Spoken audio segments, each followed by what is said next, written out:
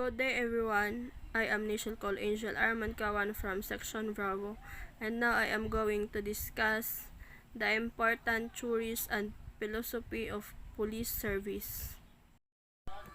And so, Republic Act 6975 established the PNP under a reorganized of DILG, or the Department, Interior and Local Government.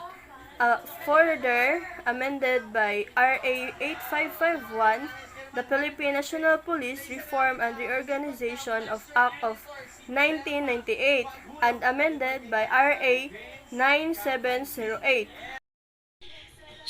PNP seal, meaning and symbols. Lapu-Lapu hero is the great Filipino hero of Mactan, the symbol and embodied of all genuine attributes of leadership, courage, nationalism, self-reliance, and people-based and people-power community defense.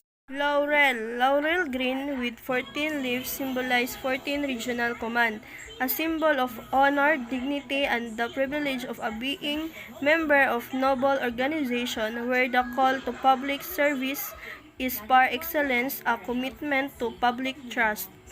Shield, a symbol of Philippine Constabulary, the first national police by virtue of Organic Act number 175. Medal of Valor, the highest honor that a grateful Filipino nation can bestow on its gallant son in the service of the Republic.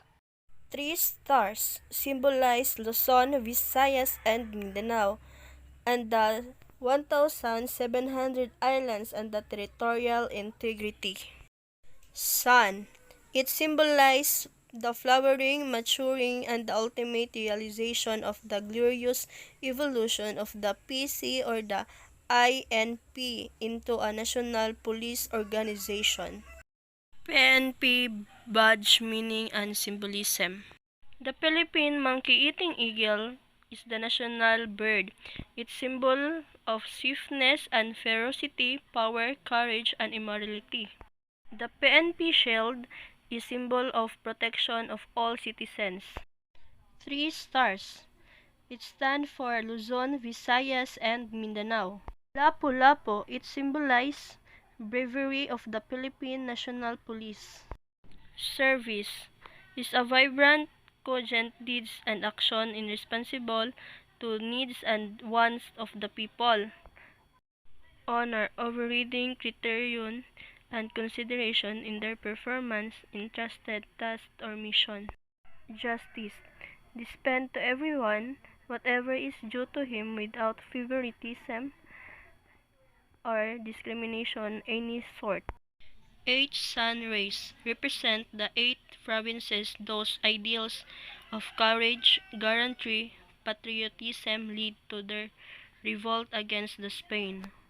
Laurel leaves, these symbolize the competency, brilliance, and the honor in a field of endeavor expected from each and every member of the PNP, Philippine National Police. These stand for identity of solidarity. Philosophy of the PNP service. First is service, second honor, and the last one is justice. PNP core values, maka-Diyos or pro-God. Number 2, makabayan or pro-country. Number 3 is makatao or pro-people. Number 4 is makakalikasan or pro-environment. So the PNP vision is the exploring of the Almighty, and then effective working partnership, responsibility, community towards attaining safer place to live, work, and do business. PNP mission. PNP shall enforce the law, prevent, control crimes, maintain peace and order, and ensure public safety and internal security with active support of community. Organizational and structure of PNP. This type of organization, officer below the commander do not have to wait the order from the top. The officer below can make their own decision without waiting for the top's approval. Attachment of the titled police.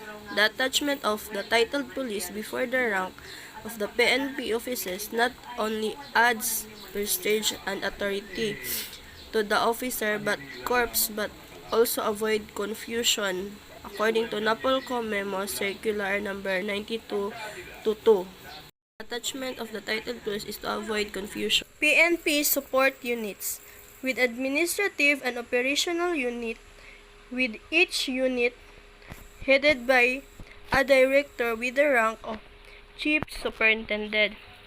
So, PNP support unit headed by director with the rank of Chief Superintendent. Fundamental purpose of police service. So, there are 3 police service. So, number 1 is major crimes. So, those are homicide, murder, and marami pang iba. And then, number 2 is offense against public morals. So, those are gambling and prohibited drugs, and so on so far. Number 3 is related to maintenance of peace and order. So, those are the illegal possession of drug, vagrancy, and trespassing, and so on and so far. Police activity. So, police activity, those are the prevention of criminality, repression of crime, apprehending of offenders, recovery of property, regulation of non-criminal conduct, performance of related miscellaneous service. So, miscellaneous service, this is the emergency. So, such as the search and rescue operation. So, ang police, ito po ang tumutulong kapag mayroong aksidenteng nagaganap o katulad ng calamities and marami pang iba. Then, fundamental theory of police service. So, there are 2. So, number 1 is home rule theory. So, this is the police are considered as servant of community. So, ang police daw ay naglilingkod sa komunidad. So, commonly, it is the practice of country of having decentralized government. So, what is decentralized government? So, it is the, katulad ng ating bansa, ito po ay democratic area, o democratic country. So, it is the decentralized government like England, United States, and marami pang ibang democratic countries. So, ang number 2 naman, ang continental theory, it is the police are the higher considered servant, higher of authority. So, hindi sila democratic. This is called centralized theory like France, Italy, and Spain. Concept of police service. So, number 1 is old concept or tradition. So, commonly, it is the number of arrests. So, kapag ikaw ay nagkasala, ikaw ay maaaring makulong. Ikaw ay kukulungin agad. Number 2 is modern concept, absence of crime. So, it is the aspect of social service and its objective, the welfare of the individual as well as that society. Nature of a policeman. So, nature of policeman should have a mind of lawyer, soul of clergy, heart of a social worker, discipline of an army sergeant, and have integrity of a saint, and then believes in a community law. So, and the goodness of a man. So, and then his present depend on faithfulness, and then jurisdiction like sociologist and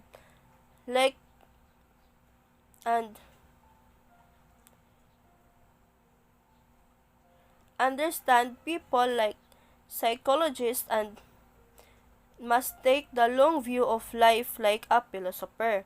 So, police basic mission. So, basic police mission, it is the preserving order by enforcing law of conduct or law. So, ang preserving order by enforcement rules of conduct laws. So, ito po ay hindi nababago. Ito po hindi nababago. Hindi po siya nababago. Sukad noong ancient time up until now, until present. So, police organizational unit. So, what is this? So, this is functional unit. So, Functional units of police organization design work to specific perform tasks. So, A is bureau, so it is the largest functional unit. B is department or division. So, division, it is the subdivision of bureau. So, ito ang naghati. C is section. So, it is the functional unit with division necessary for specialization. So, ito po ang naghahati at nagbibigay ng task sa subordinates. And then unit, it is the group of smallest group, functional group in a organization. Then line unit, it is the direct interact with the public. So this is like traffic and patrol and investigation units. So geographic territorial units, so this is the component of police organization based on territorial. So post, so from the word post, so this is the location of spot guard duty. And then the route, it is the street design. So it is also called beat. And then beat, from the word beat, it is the assigned for whether foot or motorized. Sector, an area containing of two or more beat, route or post. E is district, geographical division of a city for patrol purposes with its own station. F is area. Area, it is the territorial division of a large city. Types of organizational design. So there are 4 basic structural. So those are line and staff, functional, and matrix. So the PNP is a line and staff organization. Line structure. So this is the oldest, simplest, clearest of organizational design. So this is the primary line element of a police department are uniformed patrol, investigation, and traffic. Line and staff function, it is the need to add. So line and staff function, so it is the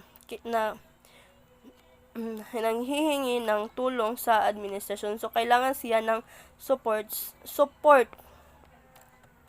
Then staff it is the referred to as support of administrative. So sa aking sinabi kanina, ito po ay nangangailangan ng support galing sa administrasyon. Functional structure, so it is one means by which line authority structure of an organization can be modified. So it is the successful police work required the coordination of various subordinates. Principle of police organization. So those are, number 1 is span control, delegation of authority and accountability. So what is responsibility and accountability? So responsibility, it is the obligation to perform the assigned work. And then number 2 is the proper performance. Number 5 is delegation. Unity of command, it is the just have one boss, no other, but just should giving him direct orders. So one boss, one role. So number 7 is chain of command. Traditional organizational theory. So what is this? So theory of organization by Lothar Gulick, or POSDCRB. So number 1, P stand for planning. So it is the purpose of or in other words, it is the act of knowing what to do and how to do it. Organizing, so it is the coordinated for defined objectives. So it is the process of making organization fit with objectives. And then staffing,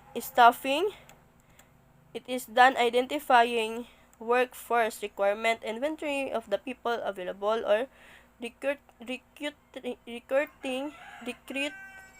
place, performance, and maraming pang ida. And then, directing. So, general orders, instruction, and serving as a leader of the organization.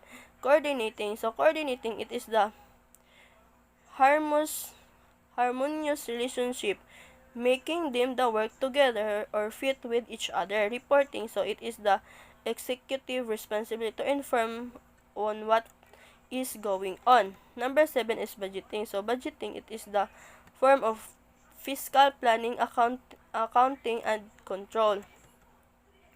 Bureaucratic management by Max Weber. So there are 7. Number 1 is hierarchy, division of labor, rational rules.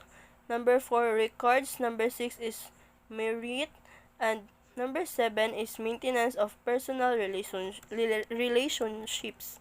Administrative theory of Henry Fayol. So, number 1 is division of work. So, what is division of work or specialization? So, it is the head or the chief of police are going to hati-hatian ang mga tasks. And then, authority and responsibility ito is it is the right to give order and the power to exact obedience. And then, the discipline, so it is the most important for us to mark our respect in our standing agreement between the organization and our employees. So, number 4 is unity. So, it is the one head, one plan for a group activity. Subordination of individual to the general interest. So, it is the individual interests or a group of employees not trivial concern to the organization. Remuneration of personnel, centralization, scalar chain order, equity, stability of tenure personnel, initiative, prosperity crops. Then, open system theory. So, open, it is described as flexible. So, human relationship approved. So, what is this? So, it is the orientation of traditional organizational theories. So, number 1 is Maslow need hierarchy. So, it is the number 1 is psychological or basic needs. And number 2 is safety needs, belongingness, esteem needs, self-actualization needs, then Herbage motivation, hygiene theory. So, hygiene factors or environmental or work environment. So, those are the motivator, superior practice. It is the achievement, policy, and administration. So, recognition for accomplished working condition. It is the challenging work. So, interpersonal relationship, this is the respect, regard from others. Status, it is the advanced possibilities, effective of the job on personal life, opportunity for the development. Job security, it is the performance on job, money, and financial security. Contingency theory, so it is recognized that many internal and external environment variables affect organizational behavior. So, theory Z, it is the participation, decision making, a group or responsibility, teamwork, and formal control. MacGregor theory, X and Y assumption. So, this is the Y and Z theory. So, this is the following. The new paradigms administration. So, chaos theory. So, what is chaos theory? So, chaos theory, it is the organization creates new structures and produce to adjust the new realities thrust upon. Then the quantum theory, it is the focus energy field. Focus should not only be done what exists but also what the possible for the future.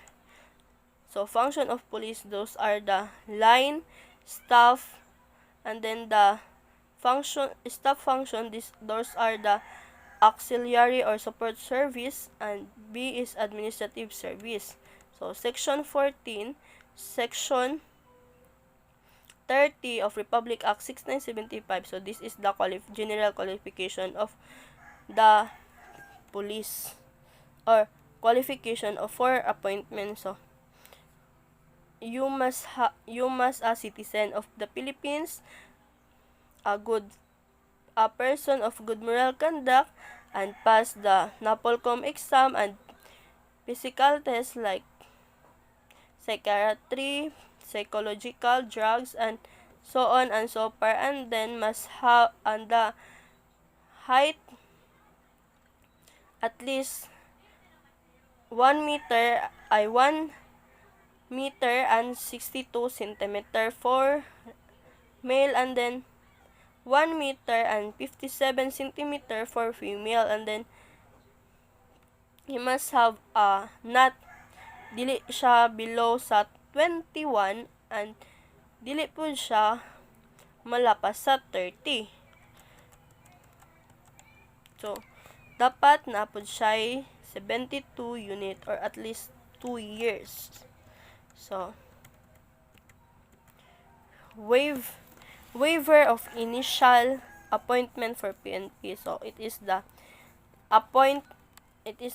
AWE. So A stands for age, H for height, W for weight, and E for educational requirements. So it is the not 20 below nor over 35 years, and then it is have must 72 college units.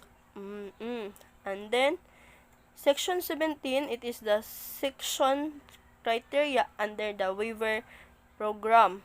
So the applicant who possess at least this qualification shall take precedence over those who possess more qualifications. So the requirement shall be waived in a following order: A age, B height, C for weight, and D for education. So this is the qualification. And then attribution system of a personnel. So attribution system, it is the attribution with a uniform member of the PNP. So this is the attribution of maintain maximum of tenure position, like position is chief, maximum tenure niya is 4 years, and deputy chief again 4 years again, and then director of staff service 4 years again, and then regional director 6 years, provincial or city director is 9 years.